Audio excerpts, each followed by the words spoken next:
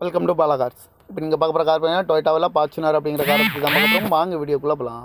இந்த கார் பார்த்தீங்கன்னா டொயோட்டாவில் Fortuner model பார்த்தீங்கன்னா 2010 மாடல்.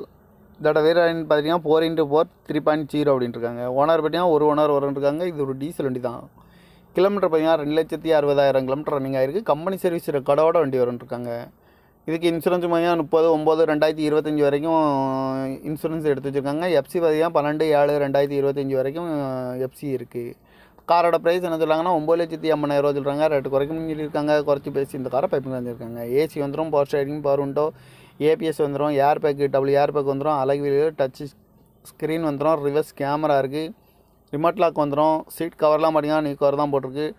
டயர் பான் பார்த்தீங்கன்னா 4 டயருமே ஒரு 85% நல்லா இருக்கும்னு. டச் ஸ்க்ரீன் வந்துடும், க்ரூஸ் கண்ட்ரோல் வந்துடும்.